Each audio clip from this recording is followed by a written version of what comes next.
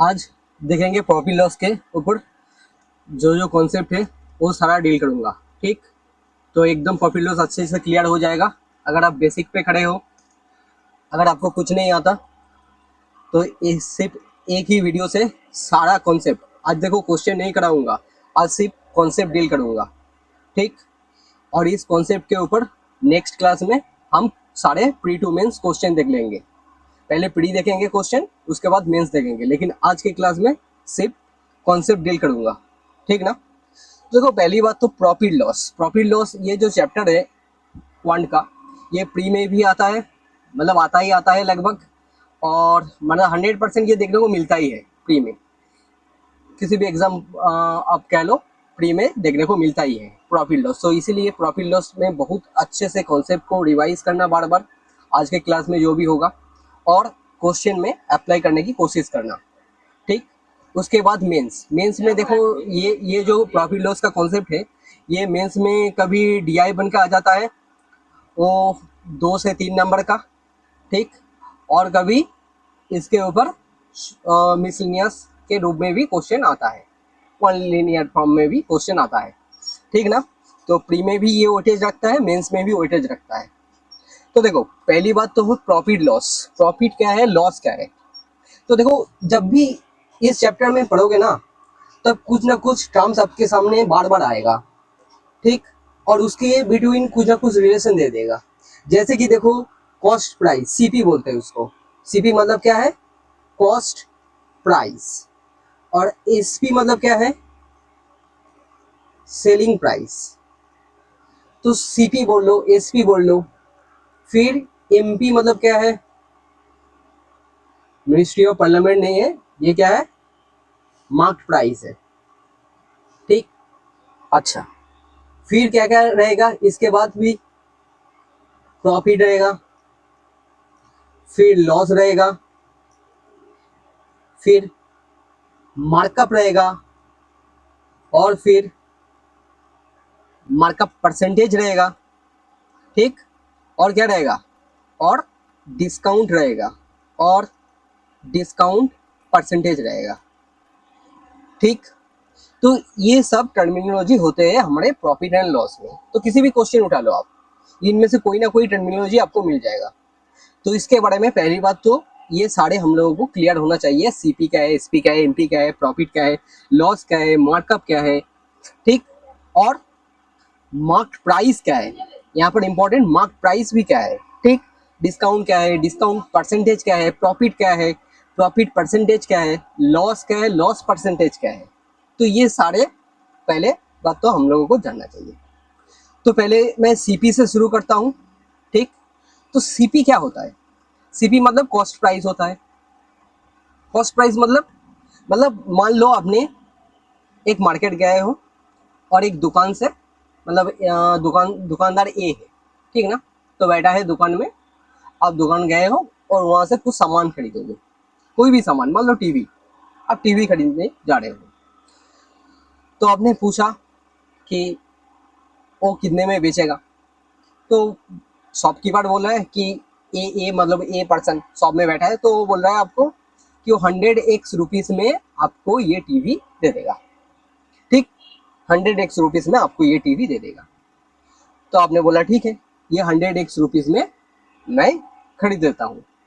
तो आपने इस टीवी को परचेस करने के लिए कितने रुपये दिया, 100x रुपये दिया ना।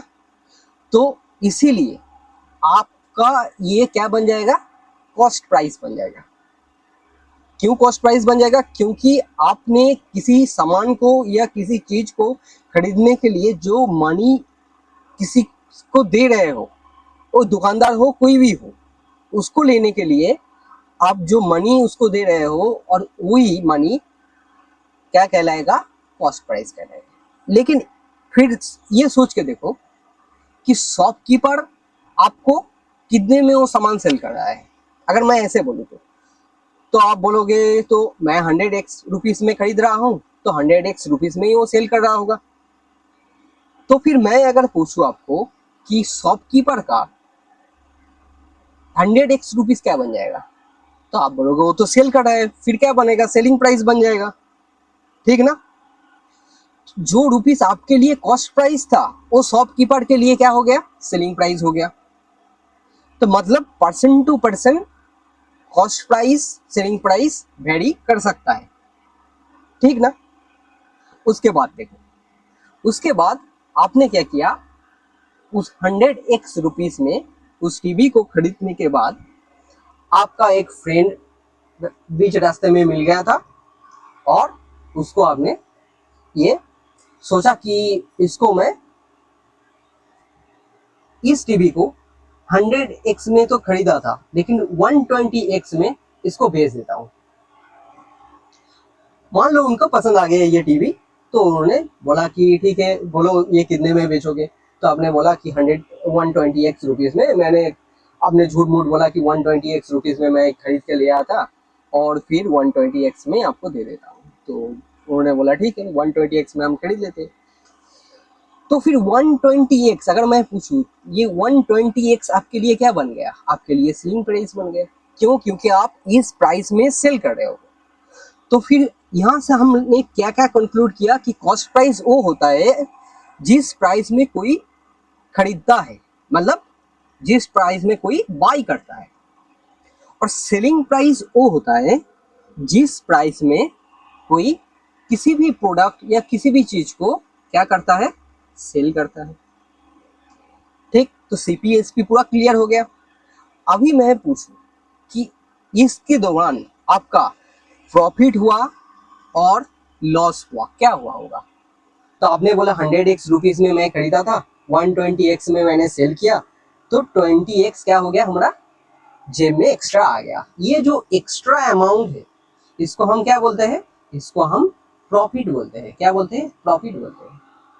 तो फिर प्रॉफिट क्या आ गया, बोलो। प्रॉफिट आ गया 20x आ गया, है कि नहीं। प्रॉफिट आपका 20x आ गया। अगर मान लो मैं ये ना पूछता कि प्रॉफिट कितना आ गया, मैंने अगर ये पूछ लिया होता कि प्रॉफिट परसेंटेज कितना आ गया, तब आप क्या करते। तो आप बोलते 20x तो हमें प्रॉफिट हो गया था, लेकिन किस चीज में हुआ था ये सोच के देखो पहले, किस चीज में हुआ था प्रॉफिट। कॉस्ट प्राइस में हुआ था या सेलिंग प्राइस में हुआ था। प्रॉफिट किस चीज में हुआ था, उसका बेस क्या है। क्या बोला मैंने, उसका बेस क्या है। ये जो प्रॉफिट हुआ उसका बेस क्या है। तो आपने बोला अगर मैंने 100x में ना खरीदा होता तो मैं सेल नहीं कर पाता 120x में, मतलब 20x बढ़ा के मैं सेल नहीं कर पाता। तो इसीलिए 100x मतलब सीपी इसका बेस हो जाएगा। तो फिर बेस हम कहाँ लिखते हैं, हमेशा बेस हम डिनोमिनेटर में लिखते हैं फ्रैक्शन का। तो 100x हम डिनोमिनेटर में लिख दिए। फिर परसेंटेज कैलकुलेट करने को बोलेगा तो क्या हम जानते हैं परसेंटेज की क्लास से कि 100 से मल्टीप्लाई करना होता है। तो 100 हमने कैंसिल आउट कर दिया, फिर एक से एक कैंसिल आउट हो जाता है और फिर क्या आता है 20% हमारा प्रॉफिट बन के आ जाता है। क्लियर। तो फिर हम लोगों ने क्या देखा कि प्रॉफिट किसके ऊपर होता है, कॉस्ट प्राइस के ऊपर होता है। प्रॉफिट किसके ऊपर होता है, कॉस्ट प्राइस के ऊपर होता है। तो फिर मैं ये कह सकता हूं कि प्रॉफिट इक्वल्स टू, अगर सेलिंग प्राइस से कॉस्ट प्राइस घटा दो। देखो यहां देखो, सेलिंग प्राइस क्या था 120x था और हमने क्या किया 100x उनमें से घटा दिया, मतलब कॉस्ट प्राइस घटा दिया। तो 120x सेलिंग प्राइस था और 100x कॉस्ट प्राइस था, ये घटा दिया तो 20x आ गया हमारा प्रॉफिट। अगर प्रॉफिट ना हुआ होता, अगर लॉस हुआ होता तो क्या होता। अगर सिनेरियो ऐसा बनता, अगर कुछ बेचने से लॉस हो गया तो फिर क्या होता। जैसे मान लो आपने 100x में किसी भी चीज को खरीदा है, आपने 100x में किसी भी चीज को खरीदा है। अभी आपका कोई ब्रदर हो, कोई सिस्टर हो, कोई रिलेटिव हो, तो आपने सोचा कि ठीक है कोई बात नहीं, हम उसको, उसका पसंद आ गया ये चीज, तो मैंने 80x रुपीज में उसको दे दिया। तो आप 20x का लॉस कर रहे हो यहाँ पर, ठीक 20x तो लॉस कर रहे हो ना। तो फिर आपने खरीदा हुआ था कितने में, कॉस्ट प्राइस कितना है आपका 100x है, लेकिन आप उसको 80x में सेल कर दे रहे हो। तो यहाँ इस केस में हमारा लॉस कितना हो गया, 20 हो गया। कैसे आया, देखो कॉस्ट प्राइस में अगर मैं सेलिंग प्राइस घटा दूं, मतलब 100x में मैं 80x घटा दूं, तो फिर हमारे पास 20x आ जाता है, मतलब लॉस हो जाता है। तो फिर यहां से क्या देखा, देखो कुछ भी चीज रटना नहीं है, समझना है, ठीक। तो यहां से क्या देखा, प्रॉफिट कैसे निकलता है, जब आप सेलिंग प्राइस से कॉस्ट प्राइस सब्ट्रैक्ट करते हो तभी प्रॉफिट निकलता है। और लॉस जब आप इसका उल्टा देखो, सीपी मतलब कॉस्ट प्राइस से आप सेलिंग प्राइस सब्ट्रैक्ट करते हो बट घटाते हो, तभी आपको क्या मिलता है, लॉस मिलता है। इतना तक क्लियर है। तो फिर हम ये कह सकते हैं कि अगर प्रॉफिट हो जाएगा तो सेलिंग प्राइस कॉस्ट प्राइस से ग्रेटर हो जाएगा, अगर लॉस हो जाएगा तो उसका उल्टा, मतलब कॉस्ट प्राइस यहाँ पर ग्रेटर हो जाएगा सेलिंग प्राइस से, तभी तो हम सेलिंग कॉस्ट प्राइस से सेलिंग प्राइस घटा पा रहे हैं। यहाँ पर सेलिंग प्राइस ग्रेटर था, इसीलिए सेलिंग प्राइस से हम कॉस्ट प्राइस घटा पा रहे थे। तो फिर क्या क्या सीखा, प्रॉफिट होता है एसपी माइनस सीपी, लॉस होता है सीपी माइनस एसपी। प्रॉफिट के केस में सेलिंग प्राइस हमेशा कॉस्ट प्राइस से बड़ा होता है, और लॉस के केस में उसका उल्टा, मतलब कॉस्ट प्राइस सेलिंग प्राइस से हमेशा बड़ा होता है। ठीक, इतना तक क्लियर।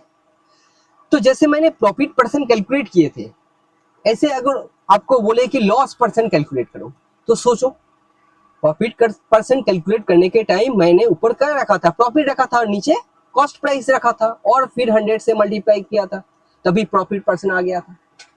तो लॉस परसेंट के केस में हूबहू सेम है, मतलब यहाँ पर जैसे आप प्रॉफिट रख रहे हो, यहाँ पर क्या रखोगे, लॉस हो रहा है तो लॉस रखोगे, लेकिन बेस पर क्या रखोगे, कॉस्ट प्राइस रखोगे और 100 से मल्टीप्लाई करोगे।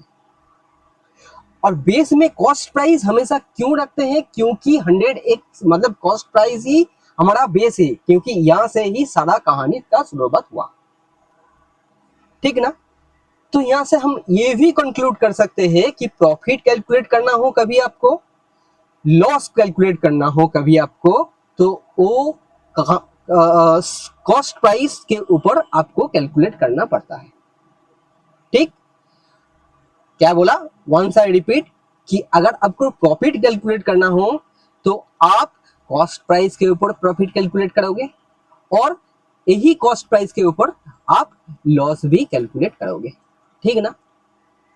जैसे कि मान लो अगर आपको बोला कि 300 रुपीज में आपने कोई चीज खरीद लिया, तो ये आपका कॉस्ट प्राइस बन गया।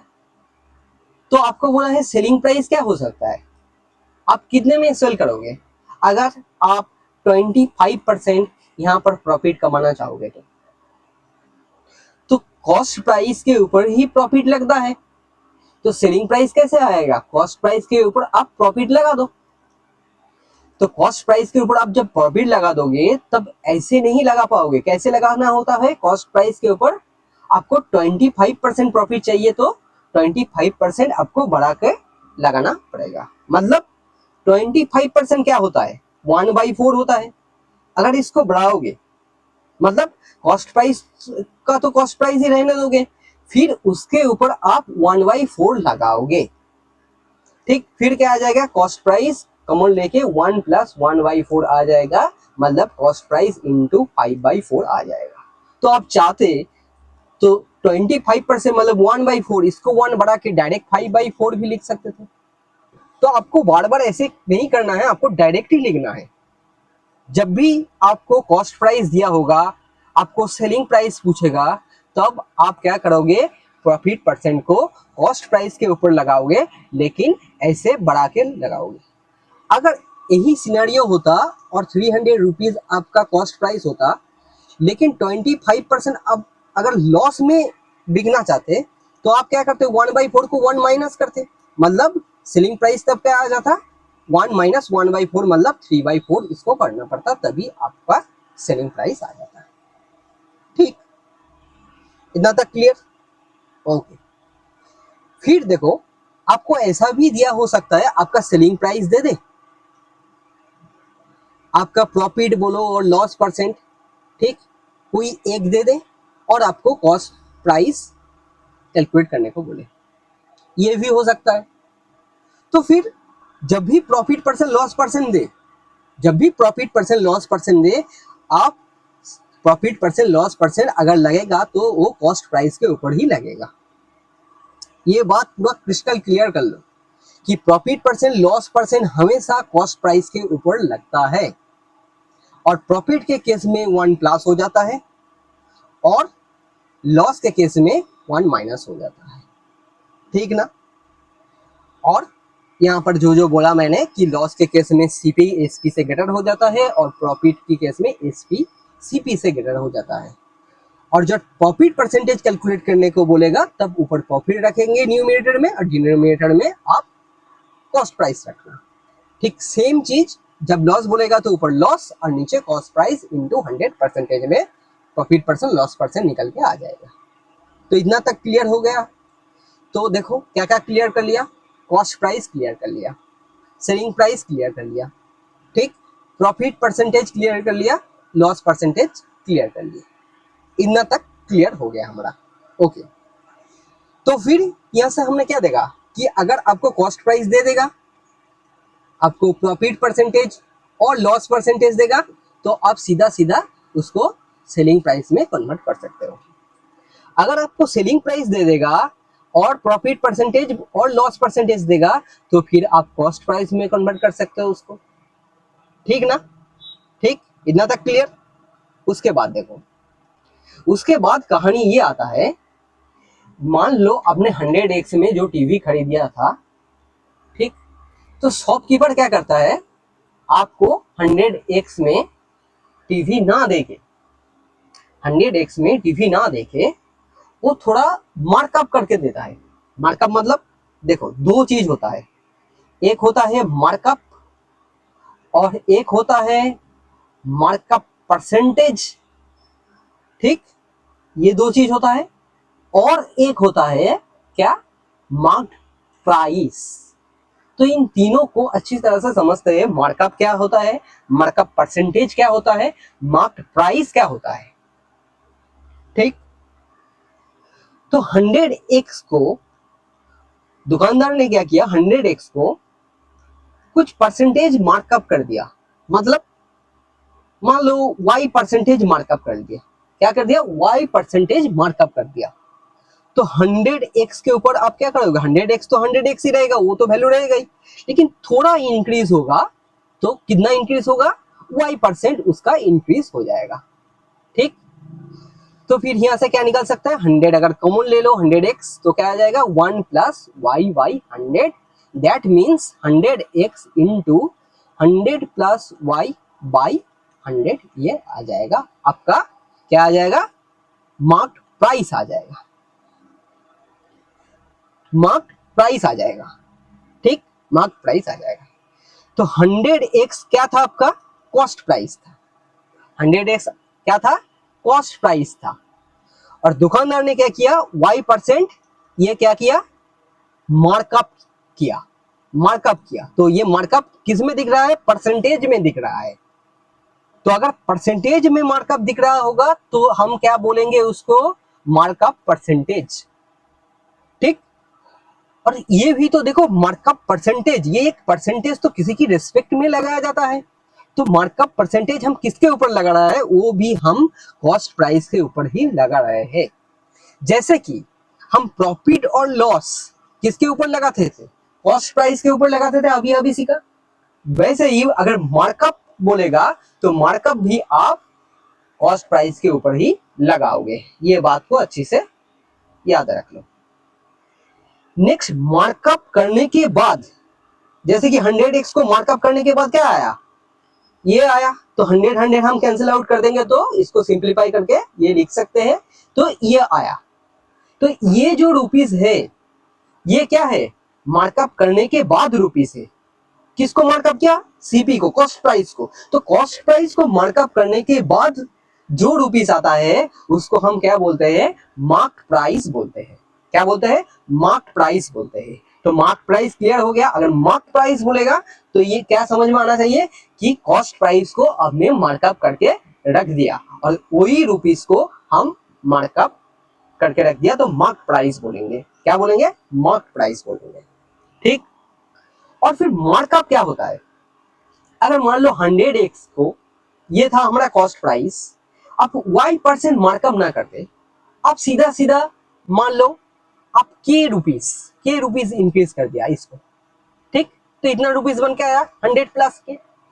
तो अगर जब आपने इसको के रुपीज इंक्रीज कर दिया, जब आपने इसको के रुपीज इंक्रीज कर दिया, ठीक, आपने इसको क्या किया, के रुपीज इंक्रीज कर दिया, तो ये क्या बन के आया, ये 100x प्लस के बन के आ गया। तो तब इसको हम क्या बोलेंगे, इसको भी हम मार्क प्राइस बोलेंगे। लेकिन इस के को क्या बोलेंगे, इस के को हम बोलेंगे मार्कअप बोलेंगे, मार्कअप। तो मार्कअप, मैंने कॉस्ट प्राइस को यहां पर कितना मार्कअप किया, के रुपीज मार्कअप किया। तो परसेंटेज में रहेगा तो मार्कअप परसेंटेज, और किसी वैल्यू में रहेगा तो आप क्या बोलोगे, परसेंटेज में नहीं रहेगा तो बोलोगे मार्कअप बोलोगे। तो मार्कअप क्लियर हो गया, मार्कअप परसेंटेज क्लियर हो गया, और मार्कअप कर दो और मार्कअप परसेंटेज कर दो, उसके बाद जो वैल्यू आता है, मतलब जो प्राइस बन के आता है, वो हमारा क्या कहलाता है, मार्क प्राइस कहलाता है, ठीक। और इसी मार्क प्राइस को हम एमपी बोलते हैं, और कहीं कहीं जगह इसको टैग प्राइस भी बोलते हैं। क्या बोलते हैं, टैग प्राइस भी बोलते हैं। तो ऐसे कुछ नामों में इसको बोला जा सकता है किसी भी क्वेश्चन में। तो आपको ये समझना है कि अगर किसी भी प्रोडक्ट के ऊपर कोई टैग लगा होगा, मतलब प्राइस का कोई टैग लगा होगा या मार्कअप करके कुछ लगा होगा, तो वो क्या कहलाएगा, वो मार्क प्राइस कहलाएगा। तो वहां से आपको मार्कअप समझ में आना चाहिए, ठीक। तो फिर क्या क्या डिस्कस कर लिया, देखो, मार्कअप डिस्कस कर लिया, मार्क प्राइस डिस्कस कर लिया, मार्कअप डिस्कस कर लिया, और मार्कअप परसेंटेज डिस्कस कर लिया, ठीक। उसके बाद देखो, ऐसा हो सकता है कि दुकानदार और शॉपकीपर में जो भी बोलो, वो 100x में आपको किसी भी सामान ना देके वो क्या करता है, इस बार उस 100x को पहले तो मार्कअप करता है, कितना परसेंटेज से, y% से। तो क्या बन के आता है, अभी अभी देखा, देखो क्या बन के आया, x इंटू 100 प्लस वाई, ये बन के आया, ठीक, ये बन के आ गया हमारा मार्क प्राइस। तो कॉस्ट प्राइस से उन्होंने मार्क प्राइस सेट किया, फिर बोले कि आप इसको खरीदो, हम क्या करेंगे, आपको कुछ डिस्काउंट परसेंटेज लगा देंगे। जैसे कि बोल होता है ना, इतना ऑफ, इतना परसेंट, अगर इतना आप बाई करोगे तो इतना फ्री मिलेगा, तो वो भी एक तरह से डिस्काउंट है, ठीक ना, वो भी एक तरह से डिस्काउंट है। तो कॉस्ट प्राइस में जब आप थोड़ा मार्कअप करके मार्क प्राइस बना देते हो, और उसके ऊपर ही आप डिस्काउंट लगा पाते हो, क्या आप मार्क प्राइस के ऊपर डिस्काउंट लगा पाते हो। तो वंस हम एक बार पूरा जल्दी से रिपीट कर देते हैं इस बात को, कि कॉस्ट प्राइस के ऊपर प्रॉफिट परसेंटेज और लॉस परसेंटेज लगाया जाता है, ठीक। फिर क्या देखा, वही कॉस्ट प्राइस के ऊपर मार्कअप परसेंटेज लगाया जाता है, ठीक, मार्कअप परसेंटेज लगाया जाता है। लेकिन जब हम डिस्काउंट की बात करते हैं, तब डिस्काउंट मार्क प्राइस के ऊपर लगाया जाता है, डिस्काउंट परसेंटेज। ये बात आपको पूरा क्रिस्टल क्लियर होना चाहिए किसी भी क्वेश्चन को सॉल्व करने के टाइम, ठीक। ये जितना क्रिस्टल क्लियर होगा उतना जल्दी आप रिलेट कर पाओगे। उसके बाद देखो, उसके बाद डिस्काउंट लगाऊंगा, मतलब ये जो 100 प्लस वाई इंटू एक्स, ये मार्क प्राइस था, इसके ऊपर हम डिस्काउंट लगाएंगे तो इसके ऊपर क्या हो जाएगा, ये डी परसेंटेज घट जाएगा, है कि नहीं। तो ये बन के आ जाएगा, क्या बन के आ जाएगा, ये सेलिंग प्राइस बन के आ जाएगा, क्या, सेलिंग प्राइस बन के आ जाएगा। तो फिर क्या देखा कि मार्क प्राइस के ऊपर जब भी आप डिस्काउंट परसेंटेज लगाते हो, तब आपको सेलिंग प्राइस मिलता है। क्या मिलता है, सेलिंग प्राइस मिलता है। क्योंकि आपने देखो क्या किया, आप अगर शॉपकीपर होंगे तो आपने क्या करोगे, पहले तो उसका वैल्यू आप थोड़ा बढ़ा के लिखोगे, बढ़ाने के बाद आप क्या करोगे, कस्टमर को अट्रैक्ट करने के लिए थोड़ा डिस्काउंट दोगे, और डिस्काउंट करने के बाद क्या करोगे, आप सेल करोगे, ठीक। तो इसीलिए मार्क्ड प्राइस के ऊपर हम डिस्काउंट लगाते हैं। तो क्या फिर बन के आ जाएगा, देखो x इंटू 100 प्लस वाई और 1 माइनस डी बाई 100, ये बन के आ जाएगा हमारा सेलिंग प्राइस। तो फिर इसको एक वैल्यू से समझते हैं। अगर मान लो 300 रुपीज अगर कॉस्ट प्राइस होगा और उसको हम क्या करेंगे 25% से मार्कअप करेंगे, तो मार्क प्राइस बन के आ जाएगा। तो मार्क प्राइस कितना पड़ेगा, उसके ऊपर आप 25% बढ़ा रहे हो ना, तो 1/4 मतलब 5/4 लगा दोगे इसके ऊपर, तो 425 जा, ठीक, और क्या आ जाएगा 375 यहां पर आ जाएगा, ठीक ना। ओके, तो मार्क प्राइस जब आ जाएगा तब क्या करोगे आप, क्या करोगे थोड़ा डिस्काउंट दोगे उसके ऊपर। तो डिस्काउंट कितना ले लेते हैं, डिस्काउंट परसेंटेज ले लेते हैं 20% डिस्काउंट आप दे रहे हो मान लो। तो 375 के ऊपर डिस्काउंट दे रहे हो मतलब उसके ऊपर कुछ छाड़ दे रहे हो, तो डिस्काउंट के लिए आप क्या करोगे 20% मतलब 1/5 मतलब आप 1 माइनस करके 4/5 लगाओगे, फिर क्या आ जाएगा, ये सेलिंग प्राइस आ जाएगा आपका, ठीक। तो 75 टाइम्स जाएगा, फिर सेलिंग प्राइस क्या आ जाएगा 300 आ जाएगा, ठीक, इतना तक सही है। तो फिर क्या देखा, जो पहले कॉस्ट प्राइस था वही क्या बन के आ गया, सेलिंग प्राइस बन के आ गया। मतलब जिस प्राइस में आपने खरीदे हुए थे उस प्राइस में अगर शॉपकीपर, देखो शॉपकीपर ने अगर जिस प्राइस में होलसेलर से खरीदा हुआ था चीजों को और आपको 300 रुपीज में सेल कर दिया, मतलब उसका क्या प्रॉफिट हुआ, क्या लॉस हुआ, सोचो, कुछ निकल रहा है क्या। अगर कोई 300 रुपीज में कुछ सामान खरीदा हुआ और 300 रुपीज में वो सामान सेल कर दिया, तो तब क्या प्रॉफिट हुआ, कुछ भी तो नहीं, मतलब नो प्रॉफिट नो लॉस। क्या होगा, नो प्रॉफिट नो लॉस। तो ऐसा भी केस हो सकता है कि किसी भी क्वेश्चन में आपको ये बोल दे कि उसका नो प्रॉफिट नो लॉस हुआ है, मतलब आप यहां से क्या कंक्लूड कर सकते हो कि अगर नो प्रॉफिट नो लॉस हुआ तो कॉस्ट प्राइस और सेलिंग प्राइस क्या हो जाएगा, बराबर हो जाएगा, मतलब दे मस्ट बी इक्वल। और आप रिवर्स भी कह सकते हो कि अगर कॉस्ट प्राइस और सेलिंग प्राइस इक्वल हो गया तो नो प्रॉफिट नो लॉस होगा, ठीक, इतना तक समझ में आ गया। तो फिर इसको एक डायग्राम में हम पूरा कहानी को अब तक जो जो समझाया है इस पूरा कहानी को हम एक डायग्राम के थ्रू क्या करते हैं, कंक्लूड कर देते हैं। देखो इस डायग्राम को अगर याद रहेगा तो किसी भी सवाल का आप अच्छी तरह से स्ट्रक्चर बना पाओगे। जैसे कॉस्ट प्राइस, कॉस्ट प्राइस को क्या करते हैं हम, मार्कअप करते हैं, फिर मार्कअप करने के बाद क्या बनता है, मार्क्ड प्राइस बनता है, ठीक। फिर मार्क्ड प्राइस को आप क्या करते हो, मार्क्ड प्राइस को आप डिस्काउंट देते हो सकता है वो डिस्काउंट हो सकता है वो डिस्काउंट परसेंटेज हो, यहां पर भी हो सकता है वो मार्कअप किया हो सकता है क्या वो मार्कअप परसेंटेज किया हो, तो फिर मार्क प्राइस बन के यहाँ पर आ जाएगा, फिर यहाँ से क्या बन के आ जाएगा, डिस्काउंट देने के बाद सेलिंग प्राइस बन के आ जाएगा। क्लियर ना ये कहानी, क्या किया, कॉस्ट प्राइस को मार्कअप परसेंटेज और मार्कअप लगाया, फिर मार्क प्राइस बन गया, उसको डिस्काउंट दिया और डिस्काउंट परसेंटेज दिया, तो वो सेलिंग प्राइस बन के आ गया। तो ये एक तरीका है कि आप कॉस्ट प्राइस से सेलिंग प्राइस तक पहुंच जाओ। क्या मैंने बोला कि अगर कॉस्ट प्राइस से आपको सेलिंग प्राइस तक जाना है तो आप इस मार्कअप, मार्क प्राइस और डिस्काउंट इसके थ्रू जा सकते हो, ये पहली बात। दूसरा बात, आप ये भी देखे हो कि अगर कॉस्ट प्राइस से हमको सेलिंग प्राइस की तरफ जाना है तो यहाँ पर हम प्रॉफिट परसेंट लगा सकते हैं और लॉस परसेंट लगा के भी हम कॉस्ट प्राइस से सेलिंग प्राइस तक जा सकते हैं।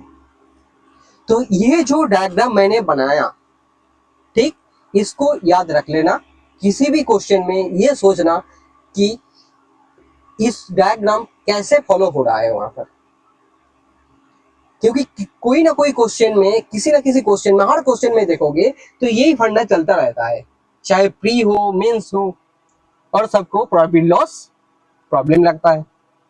तो इसीलिए इस कॉन्सेप्ट को आप बहुत अच्छे से बार बार रिवाइज करना और याद रखना कि अगर ये समझ में आ गया, डायग्राम समझ में आ गया, तो मान लो आधा कहानी यहाँ पर समाप्त। ठीक, इन तक बात हो गया, इन तक पूरा क्रिस्टल क्लियर है। और एक चीज देखो, मान लो अगर आपको बोला है कि कॉस्ट प्राइस 15 एप्पल्स का, 15 एप्पल्स का कॉस्ट प्राइस ये क्या है, सेम है। किससे सेम है? सेलिंग प्राइस 20 एप्पल्स का, इससे सेम। अगर ऐसे कंडीशन दिया होगा तब आप क्या समझोगे कि कॉस्ट प्राइस के साथ आपको जितना एप्पल बोला होगा वो 15 मल्टीप्लाई करना पड़ेगा, और सेलिंग प्राइस के साथ यहाँ पर जितना एप्पल बोला होगा तो उतना मल्टीप्लाई करना पड़ेगा। तो वो क्या आ जाएगा, वो बराबर में आ जाएगा, मतलब इक्वल में आ जाएगा। फिर आप क्या करोगे, इसको कैंसिल आउट करोगे अगर हो सकता है तो, 5 3 जा 5 4 जा, फिर आप इसका रेशियो भी निकल सकते हो कि 4/3 हो जाएगा कॉस्ट प्राइस और सेलिंग प्राइस का रेशियो। तो ये कैसे हुआ? तो इसको हम बोलते हैं, क्या बोलते हैं, इसको हम बोलते हैं कि selling price and cost price का इक्वालिटी। क्या बोलते हैं? सेलिंग प्राइस और कॉस्ट प्राइस का इक्वालिटी बोलते हैं। कि अगर ऐसे कंडीशन दिया होगा तो हमको सेलिंग प्राइस और कॉस्ट प्राइस को इक्वल करना पड़ेगा, और इक्वल करने के बाद आप कॉस्ट प्राइस और सेलिंग प्राइस का रेशियो निकाल सकते हो। अगर मान लो यहाँ पर और क्या क्या खेल सकता है, यहाँ पर आपको कॉस्ट प्राइस मान लो दे दे 360 और फिर सेलिंग प्राइस पूछा है, तो फिर आप यहां से बोल सकते हो अगर 4 का वैल्यू 360 है तो फिर 3 का क्या हो जाएगा, 270 हो जाएगा। फिर सेलिंग प्राइस क्या निकल के आ जाएगा, 270 निकल के आ जाएगा। क्लियर? और फिर आपको ये पूछ ले, अगर सेलिंग प्राइस ना पूछ के अगर आपको ये भी पूछ सकता है कि प्रॉफिट परसेंट हुआ या लॉस परसेंट हुआ, ये बताओ, और कितना प्रॉफिट और लॉस परसेंटेज हुआ। तो आप क्या देख रहे हो, कॉस्ट प्राइस और सेलिंग प्राइस में से कॉस्ट प्राइस ज्यादा है, तो कॉस्ट प्राइस ज्यादा लॉस के केस में होता है। क्या होता है? सीपी माइनस एसपी होता है लॉस। सो सीपी माइनस एसपी करोगे तो 360 माइनस 270 करना पड़ेगा, फिर क्या आ जाएगा, 90 आ जाएगा। लेकिन हमको क्या बोला है, प्रॉफिट परसेंटेज हुआ है, लॉस परसेंटेज, तो क्या देख रहा है, लॉस हुआ है, क्योंकि कॉस्ट प्राइस यहाँ पर ज्यादा है सेलिंग प्राइस से। फिर लॉस परसेंट तो भी कैलकुलेट करना है, तो ऊपर क्या लिख देंगे, ऊपर लॉस लिख देंगे, और नीचे में लॉस परसेंट किसके ऊपर कैलकुलेट होता है, कॉस्ट प्राइस के ऊपर कैलकुलेट होता है, तो इसलिए नीचे में कॉस्ट प्राइस लिख देंगे, और परसेंटेज में कैलकुलेट करना होगा तो हम 100 मल्टीप्लाई कर देंगे।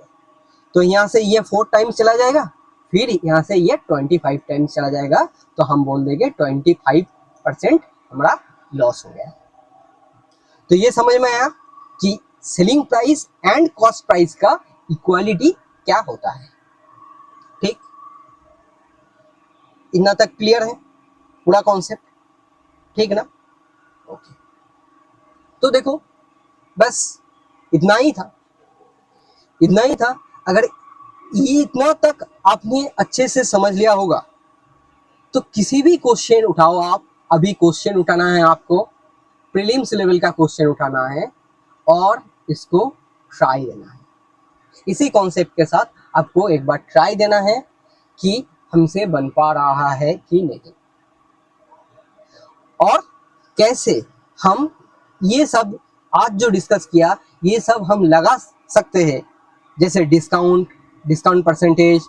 तो ये सब जो जो मैंने यहाँ पर कॉन्सेप्ट आज डिस्कस किया है, तो ये कैसे हम लगा सकते हैं वो कल की नेक्स्ट क्लास में जब क्वेश्चन करेंगे, प्रीलिम्स लेवल का कल क्वेश्चन करूंगा तो प्रॉफिट लॉस के ऊपर, तो उस क्वेश्चन के थ्रू देखेंगे कि ये कैसे हम लगा सकते हैं और लगाया जाता है। ठीक, तो इतना ही तक रखते हैं इस वीडियो को। आप लोग देखो टेलीग्राम चैनल में जाओ और इस टेलीग्राम चैनल का लिंक आप YT में मिल जाएगा आप लोगों को, इसी YT चैनल पे मिल जाएगा। और एक ग्रुप है इंसेप्शन का, तो इस इंसेप्शन ग्रुप में आप ज्वाइन हो जाओ और किसी भी डाउट हो किसी भी चीज़ों में तो आप यहाँ पर पूछ सकते हो ज्वाइन होके। बाकी लाइक कर देना, सब्सक्राइब कर देना, जिन लोगों ने न्यू देख रहे होंगे तो चैनल को सब्सक्राइब कर देना और इसी तरह सपोर्ट देना, तो 1 बाय 1 सारे सब कुछ हम लोग देख लेंगे। ठीक, तो आज के लिए इतना ही तक रखते हैं। अच्छे से कॉन्सेप्ट रिवाइज कर लेना ताकि कल के क्वेश्चन में हम लोगों का कोई दिक्कत ना हो। ठीक, सो यहाँ पर रैप अप करते हैं इसको। Bye bye, take care.